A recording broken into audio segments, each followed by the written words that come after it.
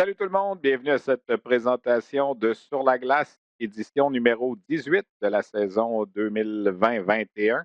Nous sommes le 22 février. On dirait que les vents se lèvent dans la région de Montréal. Il commence à avoir des rafales de neige. Évidemment, il reste un mois et ce sera le printemps, mais pour l'instant, c'est encore l'hiver. Beaucoup de choses pour vous à nouveau cette semaine. On va s'entretenir avec l'entraîneur-chef des Islanders de Charlottetown, Jim Holton. Son équipe qui a atteint le plateau des 20 victoires au cours du week-end, 20 victoires en 24 matchs depuis le début de la saison. Est-ce que cette fiche est vraiment, euh, comment je dirais, je ne veux pas rien enlever aux Islanders de Charlottetown, mais est-ce que cette fiche est vraiment révélatrice du genre d'équipe que les Islanders possèdent? Parce que depuis le retour du congé des fêtes, on ne joue que contre les Moussets d'Halifax et les Eagles du Cap-Breton, deux équipes qui sont pas au même endroit là, que les Islanders de Charlottetown. On n'a toujours pas repris du côté du Nouveau-Brunswick, alors c'est difficile un petit peu d'évaluer, mais on a discuté avec Jim Holton, entrevue qu'on a réalisée un petit peu plus tôt aujourd'hui. On va également s'entretenir avec l'entraîneur-chef Pascal Vincent du Moose du Manitoba, le Rocket de Laval, qui amorce ce soir une série de 4 matchs en 6 jours contre le club école des Jets de Winnipeg. Donc, l'occasion était parfaite pour discuter avec Pascal Vincent. Et on va également s'entretenir avec mon collègue Bruno Gervais dans quelques instants. Question de revenir sur les 4 premiers matchs disputés par le Rocket contre les Sénateurs de Belleville. Séquence au cours de laquelle le Rocket a remporté 3 victoires en 4 matchs et a marqué 16 buts. À compter de ce soir, RDS vous présente ce soir, mercredi soir, vendredi soir et samedi après-midi 16h les 4 matchs contre le Moose du Manitoba. Donc, on sera là en direct du Centre Bell à 19h pour tous ces matchs. Ce soir, 22 février, marquera également les débuts professionnels de 2 autres recrues du côté du Canadien, dont Caden Goulet, le défenseur premier choix de l'équipe en octobre dernier. Goulet qui va jouer un premier match. Même chose pour l'attaquant joueur de centre Cam Ellis. Lui aussi va jouer son premier match professionnel ce soir. Et on a déjà eu la confirmation que Vassili Demchenko sera devant le filet ce soir pour le Rocket. Lui aussi lancera son premier match. Gardien russe qui a été embauché comme joueur autonome par le Canadien, Demchenko, qui a passé les 6 dernières saisons dans la KHL. Question de revenir un peu sur les 4 premiers matchs du Rocket de Laval, qui, comme je le disais, se sont soldés par une fiche de 3 victoires et une défaite. Un petit peu plus tôt aujourd'hui, je me suis entretenu avec mon collègue Bruno Gervais. On revient un peu donc sur le début de saison de la formation lavalloise.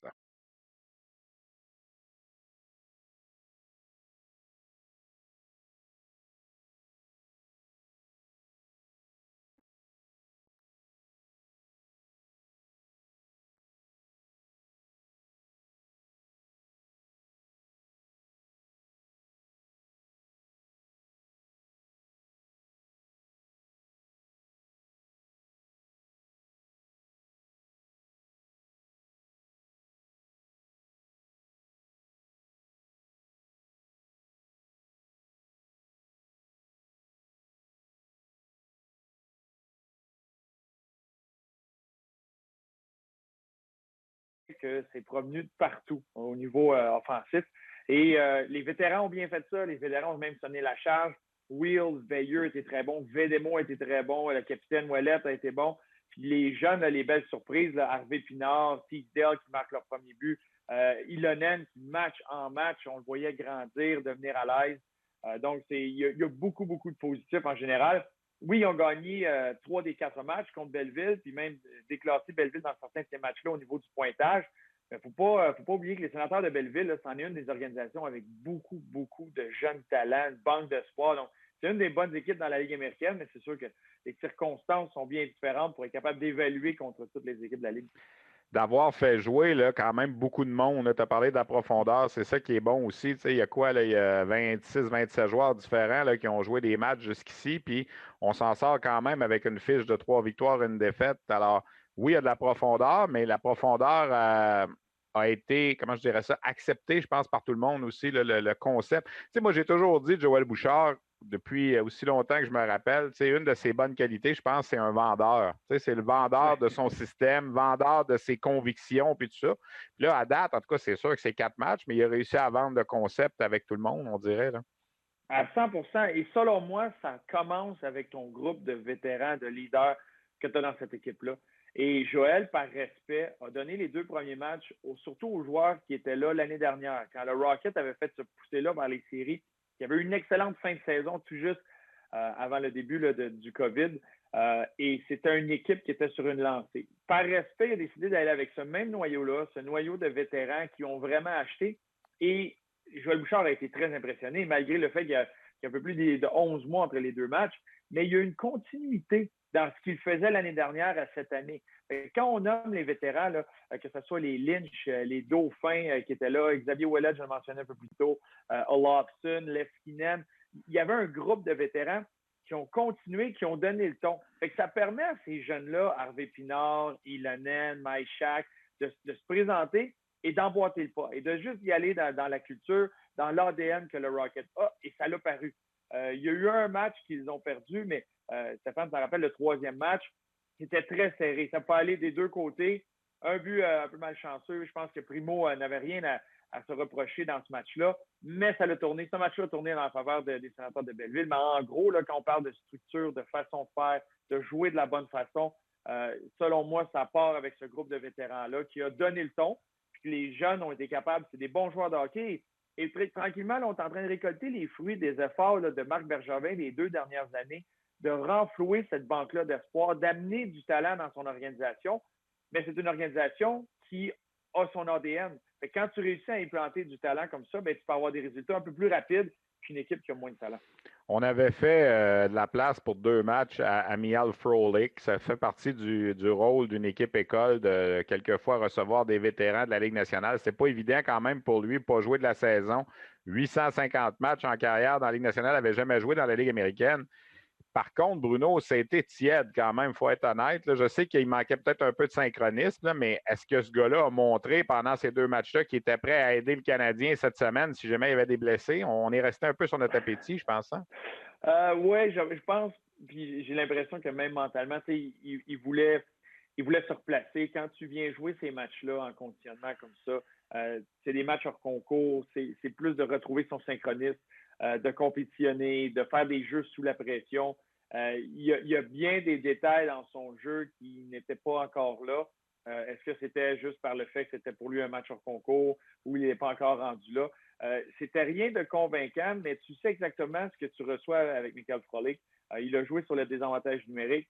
C'en est un qui est de rôle, de support dans la Ligue nationale, de profondeur s'il y a des blessés. Et tu sais exactement où tu vas pouvoir le placer dans ta formation pour qu'il ait du succès. Mais quelqu'un qui arrive, qui regarde les matchs, là, puis t'enlèves les numéros et les noms dans le dos, puis tu t'as à choisir lequel est le plus près à la Ligue nationale. Je pense pas que Frolik était dans ton top 5 pendant ces 2 matchs-là. Mais c'est un processus. Un vétéran, 850 matchs de Ligue nationale, son expérience. Il y a un gros bagage qui vient avec ça, ce qu'il peut apporter aux Canadiens. Puis c'était un peu plus pour juste se tremper l'orteil à l'eau, là, puis vu que ça fait longtemps qu'il n'a pas joué un match, un vrai match. J'ai envie de prendre la balle au bon. Bruno, tu viens de dire, si on enlève les noms, les numéros de téléphone, lequel est le plus près pour la Ligue nationale? Écoute, ce qu'on a vu la semaine dernière, là, sans tenir compte des statuts peut-être contractuels, puis tout ça, là, il y en a 2, 3 qui nous ont vraiment impressionnés, dont le petit numéro 11. Je ne suis pas prêt à dire qu'il est prêt à jouer à la Ligue nationale demain, là, mais Raphaël Harvey-Pinard est franchement impressionnant. Puis on a parlé d'Ilonen. Oui, il a bien fait ça aussi. Paling a été bon, mais parle-moi d'Harvey-Pinard peut-être. Là. Il a été excellent. Et c'est pas 4 matchs qu'il va faire sa carrière professionnelle, mais c'est la bonne façon de commencer. Et déjà 3 buts pour lui et des buts de la bonne façon. Il est en train d'implanter sa façon de jouer. Puis il l'a mentionné après le match. Ce qu'il disait, c'est que je ne veux pas changer mon style de jeu. Je sais que je vais me rendre dans les endroits qui vont faire mal, mais c'est les endroits payants. Et c'est pas à tous les matchs que ça va tourner comme ça. Il y a des matchs que je vais marquer, il y a des matchs que non. Mais son attitude, son effort, c'est quelque chose qu'il va amener à chaque fois qu'il va sur la patinoire. On l'a vu, hein, Stéphane, on le regarde patiner. Combien de fois tu mentionnes son nom parce qu'il est tout le temps dans l'action. Ah ouais. C'est tout le temps à la pédale au plancher. Puis c'est ce qu'il a amené en commençant. Est-ce qu'il va marquer à tous les matchs? Je pense pas. Mais s'il joue de la bonne façon, il va aux bons endroits, il n'y aura pas le choix. Puis il est en train de forcer la main à Joël à continuer de le placer sur des bons trios, bien entourés, puis dans une position pour avoir du succès. On l'avait embarqué à toucher à la glace quand c'était un 5 contre 3 pour le Rocket. Fait que, normalement, tu as des vétérans, tu as des bons vétérans qui pourraient être là. Mais s'il continue à faire ça, puis il y a tout le temps la pédale au plancher, maintenant, tu n'as pas le choix. Puis Joël reconnaît ça. Il a été joueur. Il est capable de voir qu'un joueur le mérite, il va le placer dans ce genre de position-là au mérite. Et c'est ce que Harvey Pinard est en train de faire, mais je ne m'attendais pas à un départ aussi canon de sa part, mais avoir un impact. On savait qu'il avait l'attitude, l'éthique de travail, mais que ça devienne des résultats aussi rapidement, tant mieux. Oui, non, il est impressionnant. Ilonen, par son coup de patin, nous dit qu'il est peut-être pas si loin que ça de jouer dans la Ligue nationale, peut-être une couple de semaines. Tu sais, si on était dans une situation normale, c'est peut-être le genre de gars qu'on dirait, ben, il a une bonne demi-saison dans la Ligue américaine, puis peut-être qu'il va être capable de faire le saut. Là, c'est sûr qu'on n'est pas dans une situation normale, mais son patin est digne de la Ligue nationale. Là. Oui, son coup de patin, sa vision que j'ai adoré pour lui. Un des aspects de son jeu que je découvre présentement, c'est la façon qu'il transporte la rondelle, la façon qu'il va entrer en territoire adverse, où il va tout le temps trouver l'espace pour gagner du temps, donner du temps à ses deux ailiers de devenir un facteur.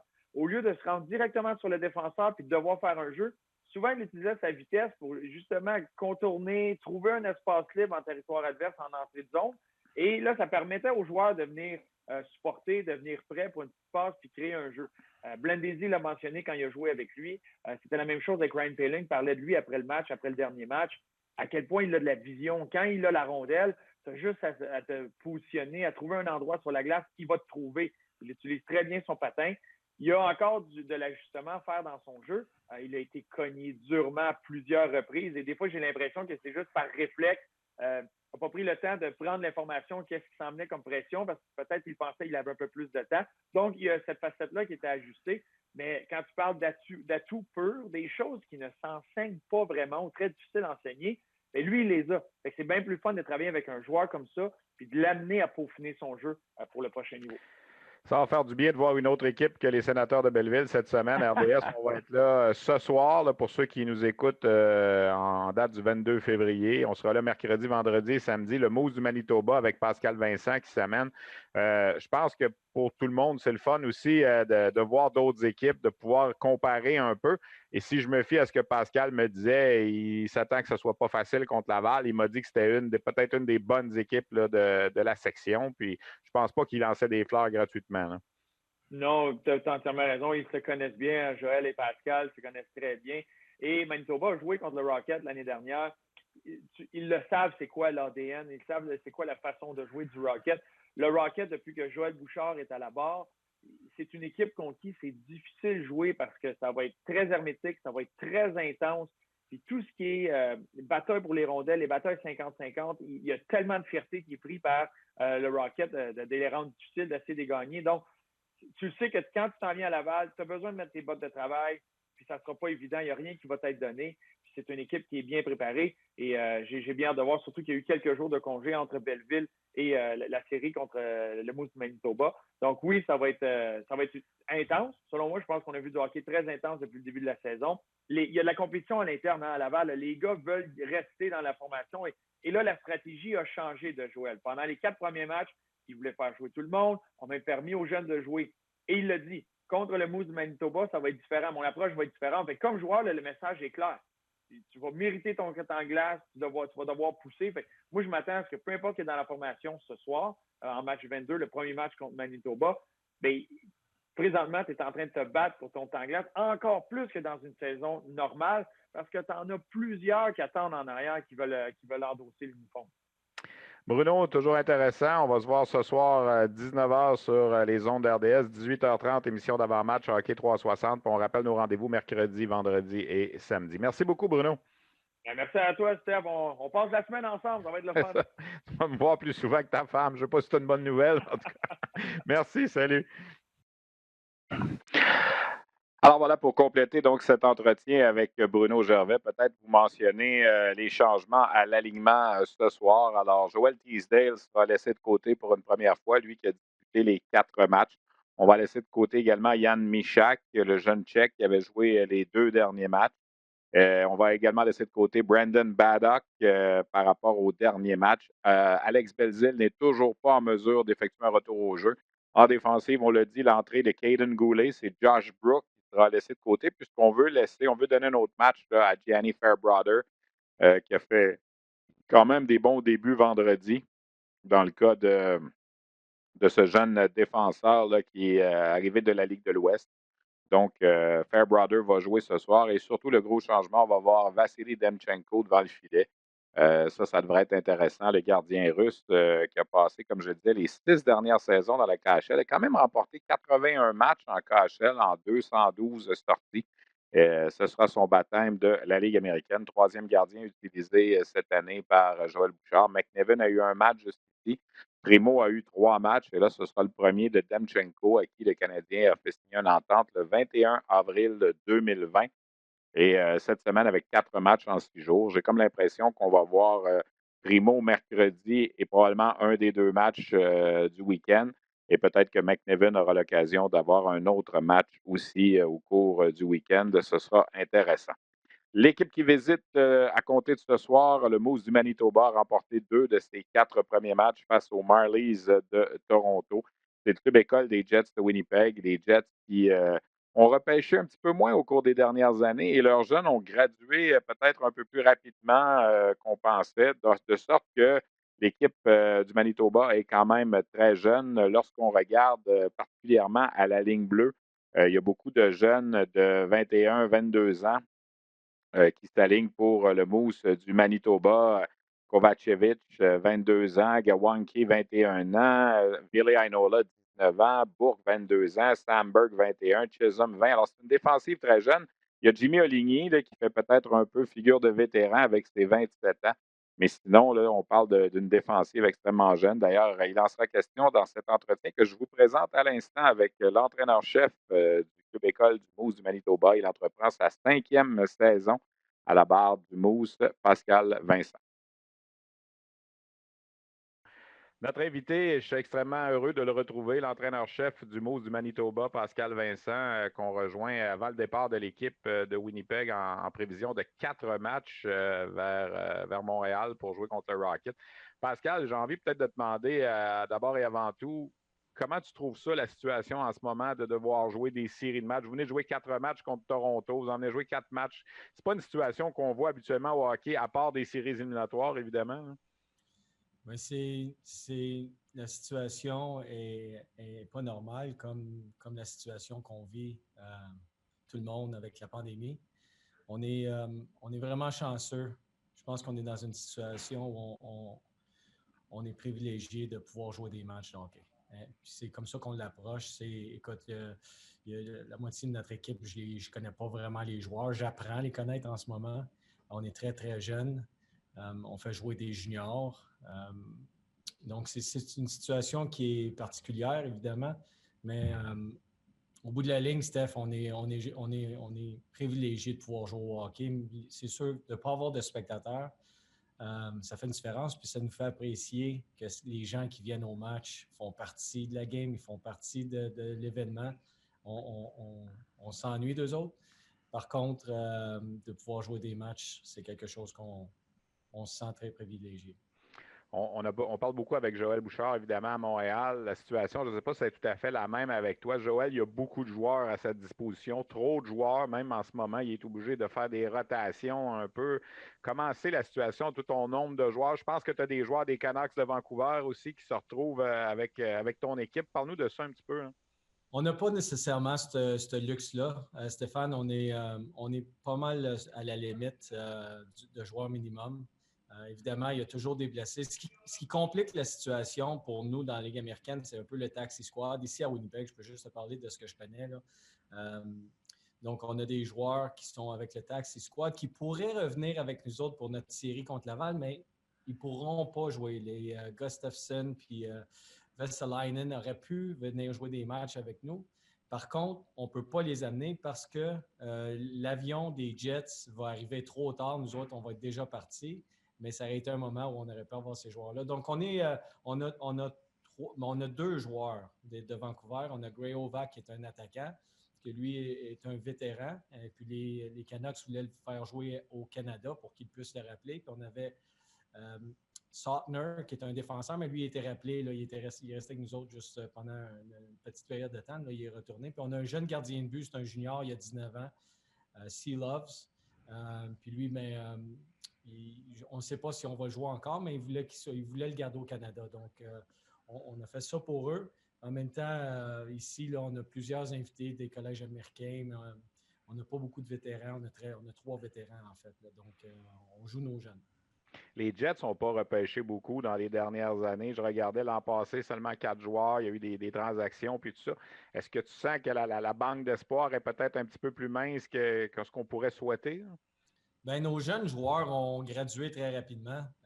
Kyle Connor, Jack Ross, qui est plus avec nous, mais les joueurs ont gradué. Sam et Nico, ils ont gradué très rapidement. Donc, là, on a Harkins, Gustafsson, on a Vesalainen. Sont tous avec les Jets. Donc, ça pourrait être un paquet de joueurs qui pourrait être avec nous.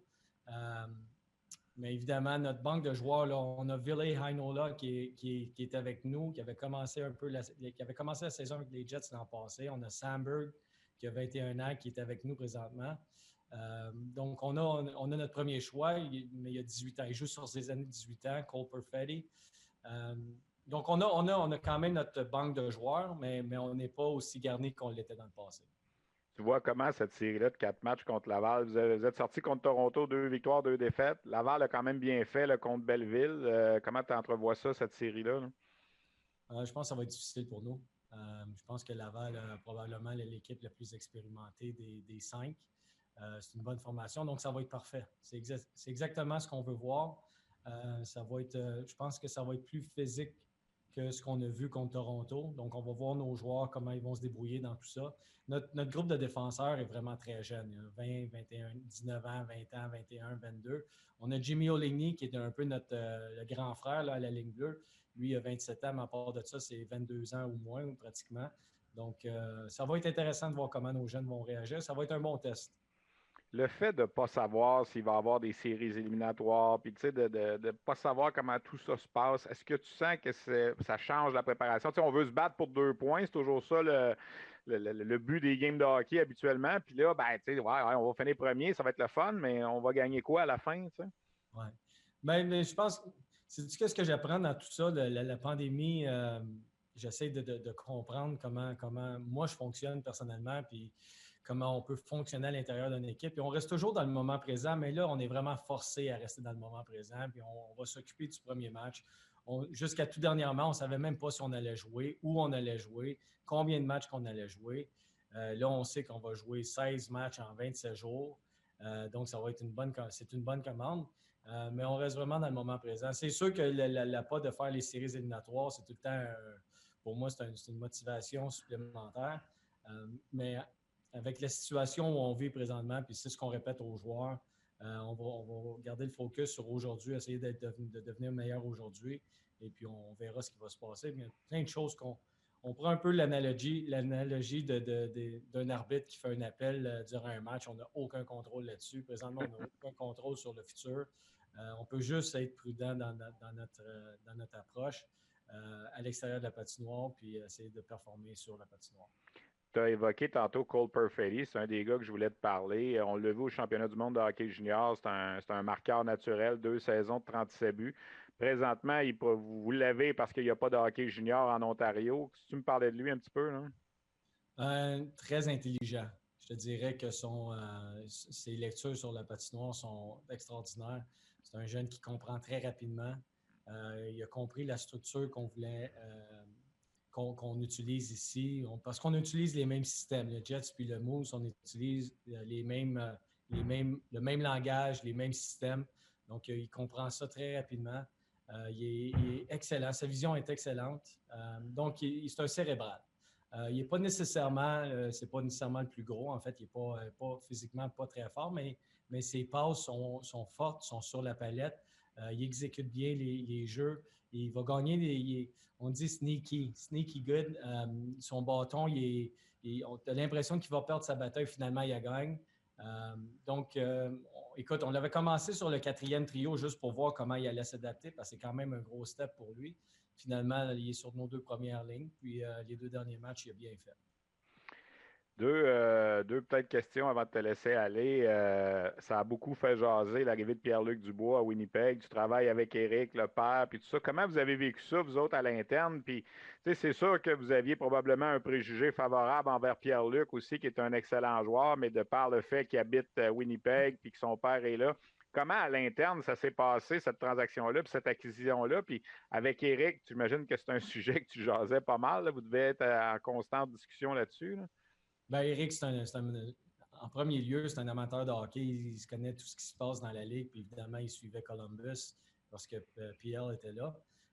Mais je trouve que l'organisation a fait un travail extraordinaire où ils l'ont vraiment. Il aurait pu lui poser des questions, il aurait pu lui demander. Parce qu'on connaît tous le joueur. Nos scouts, les gens de hockey, on connaît les joueurs, mais c'est surtout d'apprendre à connaître l'individu. Quand tu fais un échange ou tu fais une séance de sélection, tu veux connaître l'individu. Et puis, ils ont laissé Eric complètement à l'extérieur de tout le processus pour ne pas l'impliquer parce qu'évidemment, il y a une situation où c'est père-fils. Donc, ils ont fait ça, je pense qu'ils ont fait ça de la bonne façon.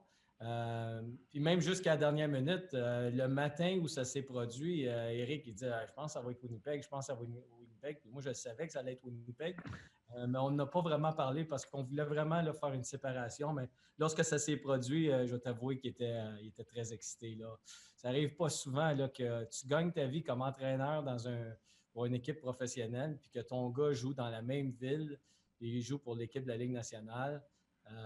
Je pense que Pierre-Luc est parti de la maison, il avait 14 ou 15 ans, il était très jeune, il a joué au hockey, il était parti, donc loin de la famille.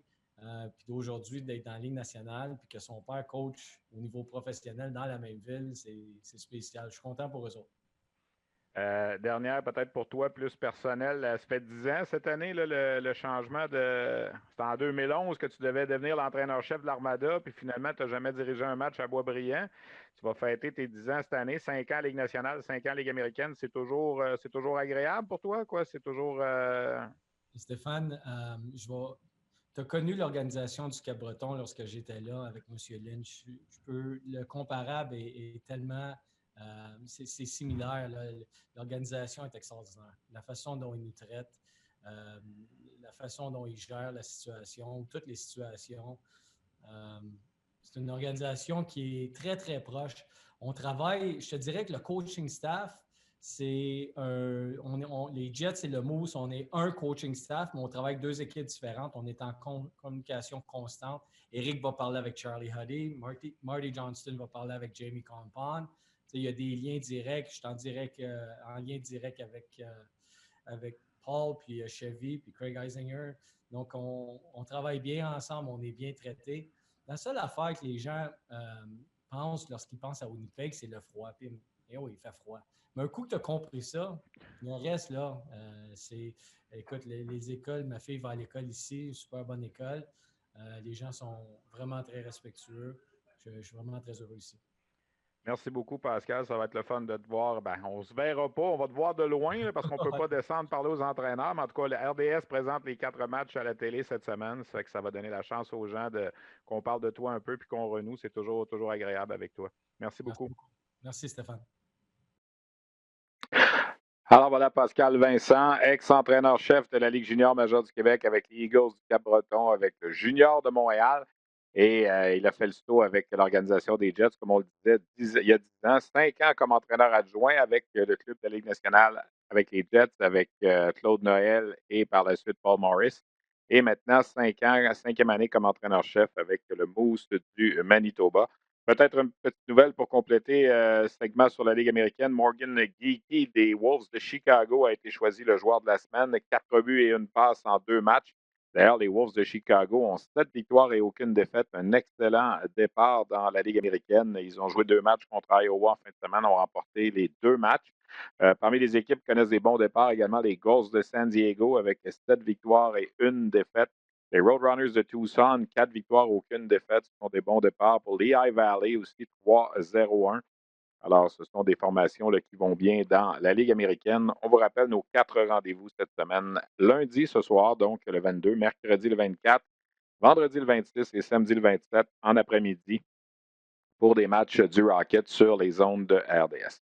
Le moment est venu maintenant de parler un peu de la Ligue de hockey junior majeur du Québec qui poursuit ses activités. Ça a été un week-end quand même tranquille puisque les environnements protégés se sont terminés jeudi dernier.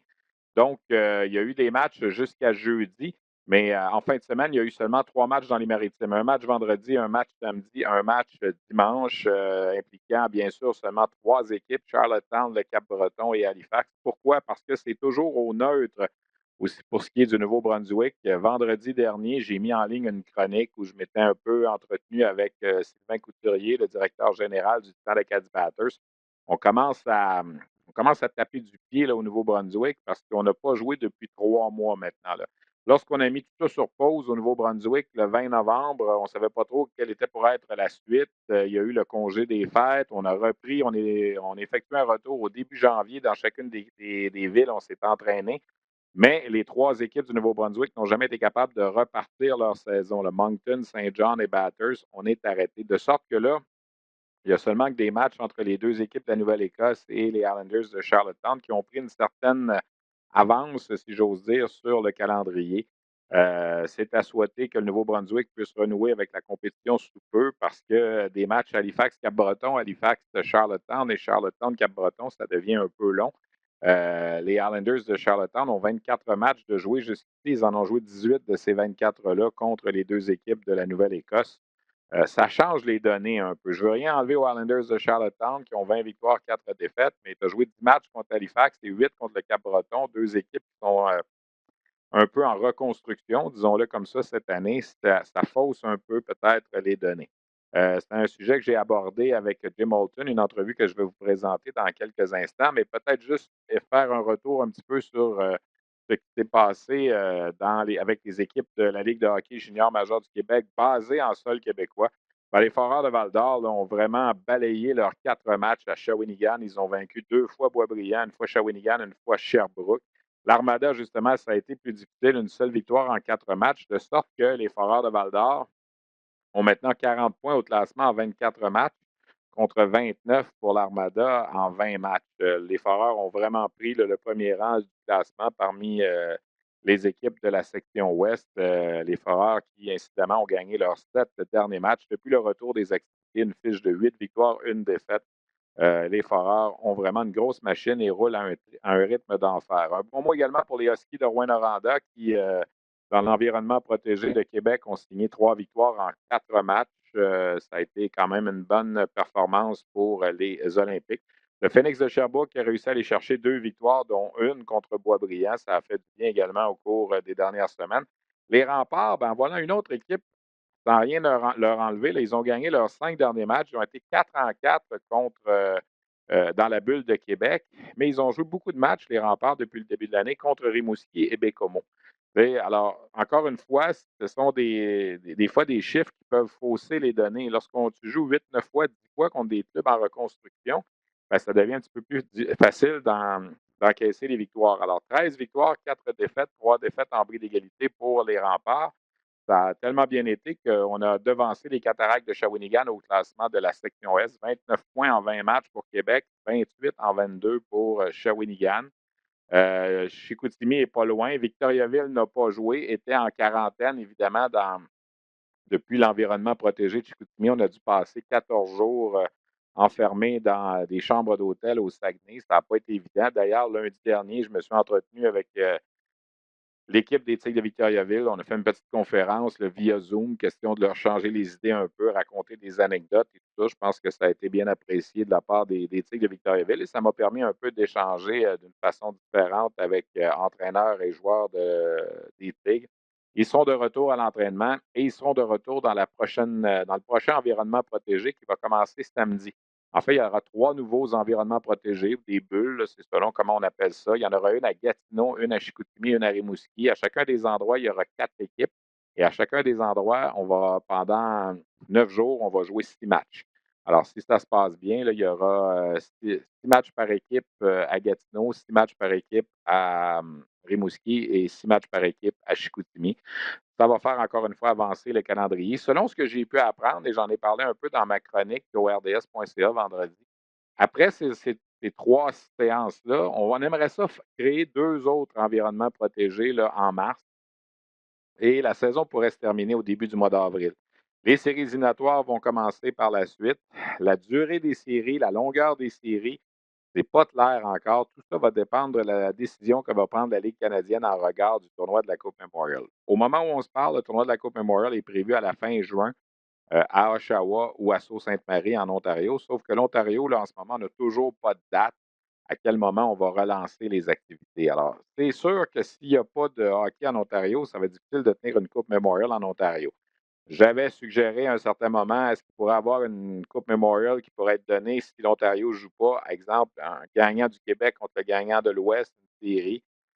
Par respect, par solidarité, est-ce que le Québec et l'Ouest vont vouloir quand même aller de l'avant avec une Coupe Memorial sans que l'Ontario soit là? Ça devient un petit peu difficile. Alors, il est possible qu'il n'y ait pas de Coupe Memorial cette année. S'il n'y a pas de Coupe Memorial, bien, ce que ça veut dire, c'est que la LHJMQ va pouvoir se servir des dates en ce moment-ci prévues pour la Coupe Memorial pour terminer ces séries éliminatoires. Donc, la date du 15 au 27 juin, s'il y a une Coupe Memorial, il faut que tu aies ton champion là, avant le 13 juin pour pouvoir aller à la Coupe Memorial. Mais s'il n'y a pas de Coupe Memorial, ben, tu peux étirer ça un petit peu de sorte qu'il se peut que les séries précédentes, au lieu que ce soit des 3 de 5, on puisse faire des 4 de 7 parce qu'on va avoir un petit peu plus de temps. On aurait jusqu'à la fin juin là, pour terminer ces fameuses séries éliminatoires. Là. Tout ça, évidemment, reste de l'hypothétique. On n'est pas, on n'est pas certain comment tout ça va se passer. Et c'est un des sujets que j'ai abordé avec l'entraîneur-chef Jim Holton des Islanders de Charlottetown. J'ai parlé évidemment de son équipe, j'ai parlé de Cédric Desruisseaux, de Thomas Casey qui vont extrêmement bien, qui sont premier et deuxième dans la colonne des pointeurs. On a parlé de l'acquisition de Patrick Gay également qui s'est fait du côté de Charlottetown. Évidemment, l'entrevue est en anglais. On va résumer les propos au retour de cette entrevue-là, mais ce sont des sujets qu'on a abordés avec Jim Holton. Notre invité, c'est Jim Holton, l'entraîneur-chef et directeur général des Islanders de Charlottetown. Jim, first of all, 20-4. This is your record since the start of that strange season. Is it fair to say that it's a real 20-4 as far as you can see, because you played so much games against Halifax and Cape Breton, and it's not like the real league? How do you feel about the record you have and the season so far? Well, I think everything about this season is difficult to evaluate. None of it has been a normal season from the start. So all we're trying to do right now is, you know what, we come in every day and try to be a little bit better hockey club than we were yesterday, and let the schedule and the results and all those things look after themselves. How tough it is to play always, like since you're back from the Christmas break, it's always Halifax and Cape Breton because of what happened in New Brunswick right now. So is it like, I won't say boring, but is it fair to say that it's a bit annoying to play all the time those two teams? Well, I think it gets a little bit stale, but I think we're at all levels of hockey. I mean, when you see the St. Louis Blues and Arizona Coyotes play 7 games in a row at the NHL level, yeah. I think we all have to be willing to do whatever it takes in this season. So I guess it's a lot better when you're coming out on the better side of the results most of the nights. But yeah, we're certainly looking forward to seeing some of the New Brunswick teams as quick as possible. From what you hear in the Maritimes, is it fair to say that do you think New Brunswick's going to start very soon, or? You know what, I'm not sure. What I've learned through all of this is just to kind of take the news as it comes on a daily basis, because it's such a rapidly changing situation that yesterday's information is not necessarily relevant today. So we'll have to wait and see what this week brings. Of course, you cannot play the Quebec teams this year. There's a couple of good teams here in Quebec. Do you watch Val-d'Or play and try to compare, even if it's on video, your team against them? Because we talk a lot about Val-d'Or here in Quebec. You know what? I haven't yet. I've watched some of the highlights, but I haven't watched the entire game, just simply because of the uncertainty. You can drive yourself crazy looking at all the different possibilities and uncertainties. So, but for us, we just got to focus in on our own club here and make sure that we try to get better each day. Okay, we talk a lot about Cédric Desruisseaux, Thomas Casey. They scored 49 goals so far, so it's like, 43% of all the goals you scored. As far as for them too, is it fair to say that, because I'm gonna tell you my point. I wrote that on Twitter, I think last week, and there was 2 or 3 comments say, yeah, well, when you play Halifax all the time and Cape Breton, it's easy to score goals. What do you think about that? Well, I don't think it's ever easy to score goals, and I think that to the bitter end. I think there's 18 teams in this league that all have pride, that all have good coaching, that all compete on a daily basis. So I never take anything for granted, and I don't think any of our players do. So it's a great 1-2 punch as far as 20-year-old players are concerned. Those two guys are really, really hot this year. Well, they've been incredible right from the get-go. I mean, we've long been of the belief that if you want to be an elite team, those 3 overage spots have to be in the elite category. And all 3 guys, those 2 plus Golden Owls, have been absolutely fantastic for us this season. Jim, what do you think? What is your evaluation about Patrick Gay? You paid a lot of draft picks, and that trade was really important during that last deadline. So far, how is the adjustment for him in Charlottetown? You know what? He's been fantastic, and I would have paid even more. He's been above and beyond even what we expected, and we expected a lot.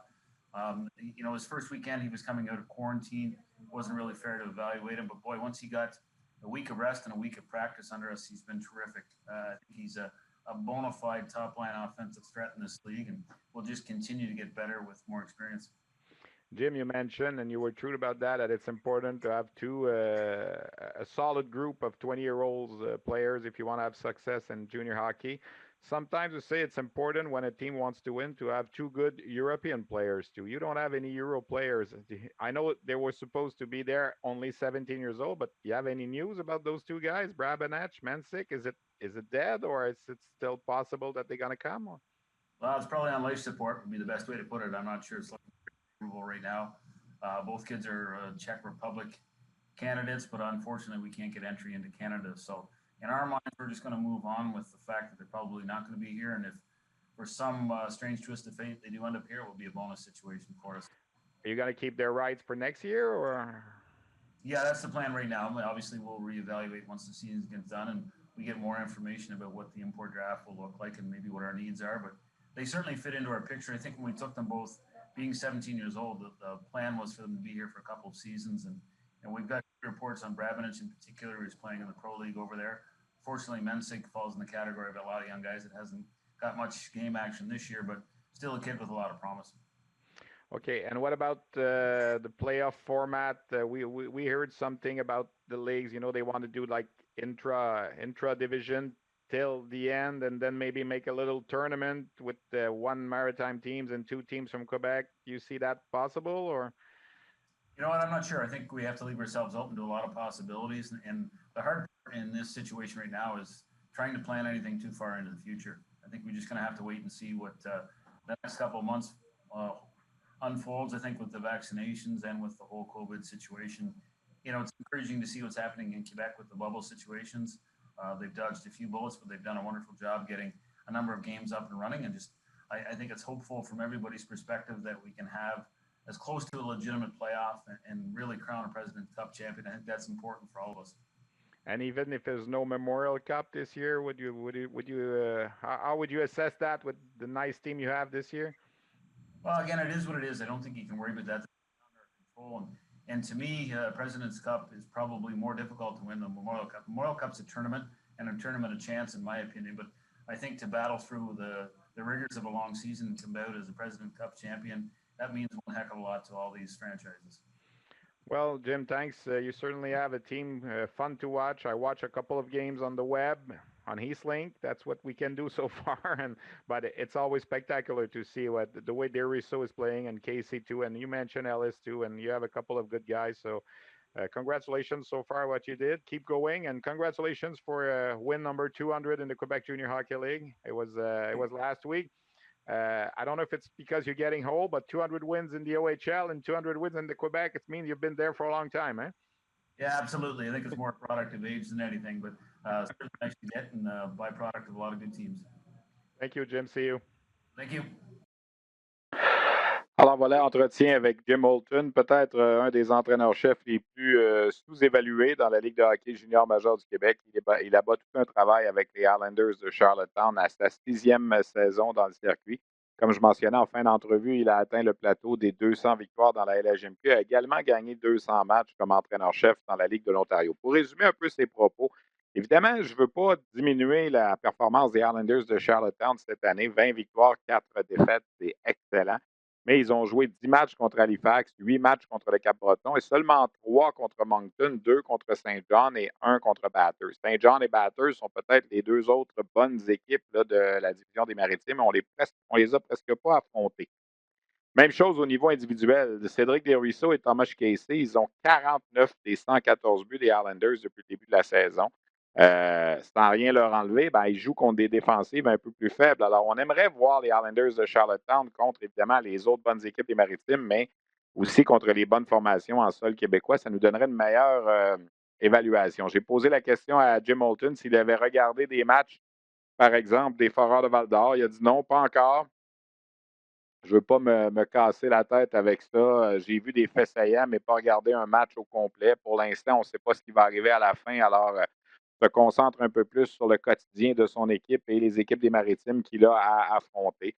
Je lui ai parlé de l'acquisition de Patrick Gay du Phoenix de Sherbrooke. Ça a été toute une acquisition. Il est très heureux. Il a 9 points en 8 matchs. Gay, depuis son arrivée à Charlottetown, il dit oui, on a payé cher, mais ça ne me dérange pas. Le premier fin de semaine, il dit c'était difficile de l'évaluer un peu. Il sortait de la quarantaine, mais depuis ce temps-là, il joue très bien, s'entraîne bien avec l'équipe. Et les Islanders sont premiers en avantage numérique dans la LHJMQ, quatrième en désavantage numérique. Ils obtiennent en moyenne 36 tirs par match. Le gardien Colton Ellis est solide. Il a une moyenne en bas de 2 depuis le début, mais ce sont tous des chiffres qui sont un peu, je dirais, biaisés. Ça va être le mot que je veux utiliser. Et je me répète, je ne veux pas rien leur enlever, là, mais c'est la réalité. J'ai parlé du dossier des joueurs européens. Les Islanders n'ont pas d'Européens dans leur alignement. Ils devaient avoir 2 attaquants de 17 ans d'origine tchèque cette année, Jakub Brabanec et Metuš Mansik. Et pour citer Jim Holton, les chances de les voir à Charlottetown cette année, il m'a dit là, c'était sur le respirateur, là, dans le sens qu'il y a peu de chances de les faire venir en sol canadien cette année. On va les garder probablement sur notre liste. On va évaluer à la fin de la saison, peut-être pour les faire venir l'an prochain, parce qu'on sait qu'il y a des équipes qui ont leurs joueurs européens. Et dans le cas des Islanders, on ne les a pas. Alors, c'est un peu ça l'entrevue avec Jim Holton, qui connaît toute une saison là, à la barre de ces Islanders. Il a réussi en tout cas à former une belle équipe. Est-ce qu'il y aura une Coupe Memorial? Est-ce qu'il y aura des séries éliminatoires à la toute fin? Ben, c'est pas évident, comme j'en parlais un peu avant l'entrevue. Joueur de la semaine de la Ligue junior majeure du Québec, ben justement, Cédric Desruisseaux, en 3 matchs, 6 buts et 6 passes pour 12 points. Alors, il est vraiment en feu cette saison, l'attaquant Cédric Desruisseaux. On se rappelle qu'il a commencé la saison avec 13 matchs de suite avec au moins un but. Et honnêtement, là, il connaît toute une campagne. Peut-être vous parler, avant de vous laisser aller, un peu des espoirs du Canadien. Cole Caulfield, on en parle beaucoup. Les 2 matchs en fin de semaine contre les Fighting Irish de l'Université Notre-Dame et Wisconsin, qui s'en est bien tiré. En maintenant une fiche de 15 victoires, 8 défaites et une défaite en bris d'égalité. Wisconsin est 5e là, au niveau du classement américain, et ce, après 16 semaines d'activité. Caulfield est au premier rang des marqueurs avec 37 points en 24 matchs. La semaine prochaine, on joue contre Ohio State du côté des Badgers de Wisconsin. Dans la USHL, ça va également très bien pour Sean Farrell, un autre espoir du Canadien qui est toujours au premier rang des marqueurs. Il a quoi, Farrell? 56 points en 31 matchs. Alors, ça se passe bien pour lui aussi. Vous vous souvenez qu'on lui a parlé là, il y a quelques semaines à Sean Farrell, justement, de sa saison avec... il joue pour la formation du Steel de Chicago. Il est rendu à 59 points en 32 matchs. Pardon, j'avais oublié le match d'hier. Alors, il est au premier rang là, des marqueurs de la USHL. Lui qui devait jouer à Harvard cette année, mais comme il n'y a pas de hockey à Harvard cette année, ben, il a décidé de passer une saison de plus avec le Steel de Chicago. Et ça se passe très bien. Comme je le fais maintenant, quand le temps le permet, de semaine en semaine, quelques éphémérides de la Ligue junior majeure du Québec avant de terminer cet autre épisode. Alors, en ce 22 février en 1998, donc ça fait 23 ans aujourd'hui, les Moussets d'Halifax retiraient le chandail numéro 47 porté par Jean-Sébastien Giguère, le gardien de but, qui avait été le premier joueur de l'histoire des Moussets d'Halifax, réclamé à l'époque du Collège français de Verdun. Il a été le premier chandail retiré, également le premier numéro retiré de l'histoire des Moussets d'Halifax. En 98 également, le 23 février, donc demain, Gaston Terrien dirige son premier match à la barre des Foreurs de Val-d'Or. Il avait succédé à Richard Martel. Et quelques semaines plus tard, les Foreurs avaient gagné la première Coupe du Président de leur histoire avec Gaston Terrien comme entraîneur-chef. Il y a le Drakkar de Bécomo qui avait congédié également en 98 le premier entraîneur-chef de son histoire, Daniel Bissonnette, pour le remplacer par Fernand Leblanc. Alors, ce sont des anniversaires là, qui ont trouvé un peu les derniers jours, si on veut, dans l'histoire de la Ligue de hockey junior majeur du Québec. Ben voilà ce qui complète donc notre édition hebdomadaire de Sur la glace. Je remercie Alex Gagnon à la technique, Luc Dansereau à la coordination, Christian Daou à la recherche. Mes invités, Pascal Vincent du Moose du Manitoba, notre collègue Bruno Gervais qui était là également pour discuter du Rocket et Jim Holton, entraîneur-chef des Islanders de Charlottetown. On vous rappelle à nouveau, RDS est là lundi, mercredi, vendredi et samedi pour le hockey du Rocket, qui incidemment connaît beaucoup de popularité. Les codes d'écoute sont excellentes. On vous en remercie. Toute l'équipe, on travaille fort là, pour vous amener un bon produit. Et cette semaine, c'est vraiment extraordinaire. Là, si vous nous écoutez le 22 février, on a le Rocket lundi, mercredi et vendredi, de même que samedi après-midi. Et le Canadien joue mardi et jeudi. Alors, il y a du hockey toute la semaine. Si vous êtes un amateur du Canadien, ben, ça vous plaît encore plus de voir autant la relève que le grand club qui joue cette semaine contre Ottawa et Winnipeg. Alors voilà, c'est complet pour cette semaine. Merci d'avoir été des nôtres et on se retrouve la semaine prochaine.